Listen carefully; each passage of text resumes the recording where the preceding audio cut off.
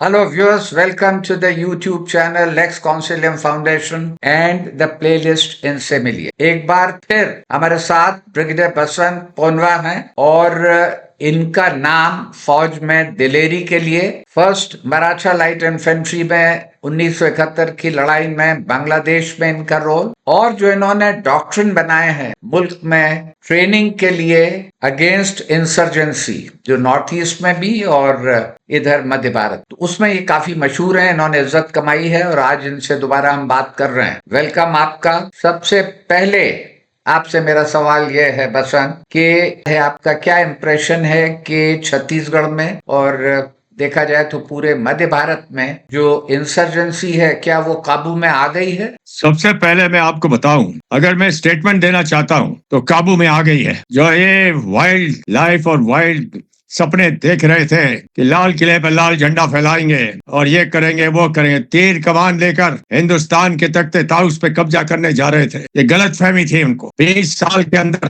पूरी इनकी मैदान जंग की कार्रवाई को निरस्त कर दिया है। नक्सलाइट्स जो शुरुआत करी थी 1967 में और नक्सलबारी में, उस समय हम 71 की लड़ाई थोड़े दिन बाद लड़ने गए थे। ये लोग वहां पर भी पहुंच गए थे, कलकत्ता, बहुत जल्दी कलकत्ता पहुंच गए। फोर्ट विलियम पे कब्जा करना चाहते थे, उनका नाश हो गया। मुपला लक्ष्मण राव और बाद में जो आया और चारू मौजूमदार, उसको कैद कर दिया लाल बाजार पुलिस स्टेशन में। 71 की लड़ाई के बाद 72 में इलेक्शन ड्यूटी के लिए गए थे। वहां फिर हमको पता लग गया, हमारे गुप्तचर थे सब जगह, जनता हमारे साथ थी, जनता इनके लिए तैयार नहीं थी और लाल बाजार पुलिस स्टेशन में श्री चारू मौजूमदार पकड़े गए 28 जुलाई 1972। 10 दिन बाद उनका वहीं कहीं दफना दिए गए थे। तो ये पहला फेज था इनका। फिर दूसरा फेज शुरू किया करीब 1990 में। इन्होंने 2004 में खास पूरी पीपल्स वॉर ग्रुप और माओइस्ट कम्युनिस्ट सेंटर बिहार से ये सबको एकत्रित करके एक पार्टी ऑफ इंडिया माओइस्ट बनाई। इससे इनका एक नया जश्न शुरू हुआ लड़ाई लड़ने का, एक एकत्रित लड़ाई लड़ने का तो चालू हुआ। इससे इन्होंने सोचा कि हिंदुस्तान को क्लासलेस सोसाइटी बनाएंगे। ये चीज हुई थी सितंबर 2004 में। तब जाके मेरा मिलिट्री करियर का एक फाइनल फेज था, जो कि उन्होंने मुझे CIJW स्कूल वाराणसी में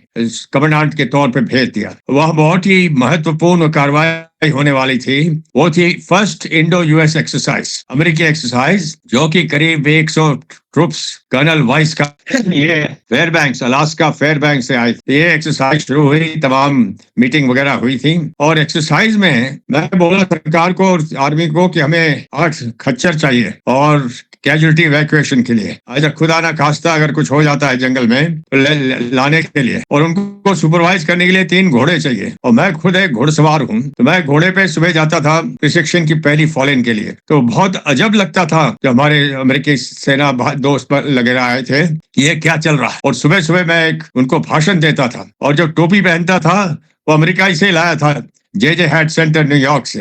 तो कहते थे कि ऐसा देखा नहीं। और फिर मैं जो गुर उनको बताता था, कहता था उनको कि यहाँ पर जो हम बता रहे हैं उसको सीख के जाइए, नहीं तो आप लड़ाई हार जाएंगे। और यहाँ लड़ाई हारने के कोई पैसे नहीं मिलते हैं, There's no return ticket। आप फिर बक्से में जाओगे और हमारे बक्से, यहाँ के कारीगर, यहाँ की बढ़ाई 76 बक्से एक रात में बना देते हैं। तो एक किस्म की सिखलाई ऐसी हुई इंडो US एक्सरसाइज में। अमेरिकन एम्बेसडर डेविड मलफोर्ड वो आए विजिट करने, उनकी सेना को देखने, टेक्सास के लोगों को भी देखने। तो उन्होंने उनको बताया, एम्बेसडर, US एम्बेसडर को, जो दिल्ली से आए थे, कि सर जो हमने यहाँ सीखा है, हम समझ रहे थे हम इंडियन आर्मी के साथ ऐसे ही सोशल एक्टिविटी के लिए जा रहे हैं, लेकिन जो चीज हमने यहाँ सीखी है, जो गुर हमने यहाँ सीखे हैं, ये हमको बहुत ही महत्वपूर्ण है इराक और अफगानिस्तान की लड़ाई के लिए। ये बहुत काम आएंगे, इससे हमारी जानें बचेंगी। तो ये बहुत ही अव्वल दर्जे का हमें कॉम्प्लीमेंट मिला था।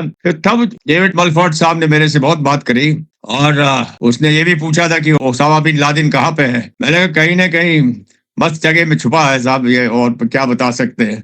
और करीब करीब वही हुआ। और तो उन्होंने बोला कि कैसे हम इसको चालू रख सकते, और ये चालू रखा हर साल। लेकिन एक्सरसाइज अभी भी चल रही है, खत्म हो गई है। टेम्पा में, फ्लोरिडा में अमेरिकन एक्सरसाइज चल रही थी, हमारे सिपाही लोग गए हुए हैं उधर। तो ये मिलाप हुआ और इसके साथ ही साइड बाय साइड छत्तीसगढ़ में ये नक्सली का घेरा काफी गहरा हो गया था। वहाँ की पुलिस का काम था तहकीकात करना, एफआईआर दर्ज करना। उनको थोड़ी मालूम था रिफ्लेक्स शूटिंग क्या होती है। उन्होंने थोड़ी उनको सिखाया गया था कि कैंप के ऊपर हमला कैसे करना है। वो नहीं जानते थे, उनको सिखाया नहीं, उनकी ड्यूटी नहीं थी। उनकी ड्यूटी पुलिसिंग की थी। चोरी होती है तो घर जाओ, देखो, तहकीकात करो, अज्ञात लोगों के खिलाफ जुर्म दर्ज करता। तो ये उन्होंने मेरा पहला मिलाप हुआ जबकि मैं कॉन्फ्रेंस ले रहा था वाराणसी में। तो गवर्नर साहब का टेलीफोन आया मुझे छत्तीसगढ़ से, और गवर्नर साहब थे लेफ्टिनेंट जनरल से, जिला में वैसे अब मेरे को जानते थे। तो उन्होंने कहा कि तुम छत्तीसगढ़ पुलिस को ट्रेनिंग दे सकते हो। मैंने कहा हाँ सर, आप कह रहे हो तो दे दूंगा। तो बोलो, तो ताकि मैं सेनाध्यक्ष को बोलूं। जे सिंह साहब सेनाध्यक्ष थे। बोला साहब जैसा था वैसा था। वो लोग आ गए, 100 लोग। अमेरिकन एक्सरसाइज खत्म हुई, छत्तीसगढ़ पुलिस पहुंच गई। और फिर छत्तीसगढ़ पुलिस के जितने लोग हमने उनको शुरू किया, वो कहने लगे कि साहब हमको तो मालूम ही नहीं था कि जंगल में ऐसे रहते हैं, ऐसा कर सकते हैं। हमको मालूम ही नहीं था आईडी क्या होती है। हमारी गाड़ी जाती रहती है और वहां धमाका होता है, वो समझ जाते हैं। They were absolutely no knowledge, clueless I should say, as far as IEDs and other aspects of insurgency were concerned. It was not their job. और फिर उनको जैसे तैसे हमने सिखाया, 30-40 दिन का वहाँ कोर्स किया। फिर उसके बाद मैंने बोला छत्तीसगढ़ पुलिस को, भाई अभी थोड़ा ब्रेक करिए, बिकॉज हमारे कोर्स आने वाला। तो धीरे धीरे करते दोस्ती हो गई, मैं आवक जावक भी हो गई। फिर वहाँ की सरकार ने, वहाँ के मुख्यमंत्री ने, वहाँ के डीजी साहब ने और खासकर जनरल सेठ ने कि एक तजवीज बनाई कि देखो, अगर इंसर्जेंसी को एक काबू पाना है, आपको खुद करना पड़ेगा। आप ये सोचते हैं सेना आके करेगी और ये होगा वो होगा, ये नामुमकिन तो नहीं है, लेकिन इसकी जितनी जरूरत नहीं है। क्योंकि मैंने उनको समझाया, ये जो दुश्मन है जिससे हम कह रहे हैं कि आईडी वगैरह जो करता है, ये बहुत कमजोर दुश्मन है। It is not how weak और how strong, it is how weak और how strong we are what is our capability to neutralize naxalites and neutralize the IEDs and other things we were not able to do, so it was becoming very difficult. Then started the process that अच्छा पनवर तुम इधर आ जाओ यहाँ पे। तो I was given a task by the government, by the chief of army staff. He said, you do this. I told him, sir, I was going to apply, or I had applied for the United Nations. मैं Congo जाना चाहता हूँ, मुझे जंगल पसंद है। बोलो, छत्तीसगढ़ ने बोला कि यहाँ आ जाओ जंगल, ये भी कांगो के माफी गए बिल्कुल। तो मैंने कहा कि हमारे सिखलाया जाता है खड़कवासला से कि नेशन ऑलवेज फर्स्ट, और ये बुलाया गया। मैंने कहा मैं आता हूँ। और फिर वहां पहुंच के सीएम साहब से मिले, चीफ मिनिस्टर साहब से पहली बार। ये हमारे यहाँ का ब्रिगेडियर आया है। मैंने उनको बोला, चीफ मिनिस्टर साहब, मैंने कहा सर आपके सिपाहियों को ऐसा बना दूंगा, पूरी जान लगा दूंगा कि ऐसे हेलीकॉप्टर से सीधा अबूझमाड़ में उतरेंगे, ऑपरेशन करेंगे और नक्सलियों का सफाया कर देंगे। वही चीज हुई है। 20 साल लगे। मैंने कहा मैं पूरा दिल लगा लूंगा अपना, मेरे को संभाल में। क्योंकि पहला कमीशनिंग पोस्टिंग नागालैंड में, नागालैंड से शुरू हुआ था। और नागा विद्रोही क्या करते थे, ये करते थे, वो करते करते एक यंग ऑफिसर की क्यूरियोसिटी बढ़ती जाती थी। और यहाँ के कॉलेज को तैयार किया, जैसा एक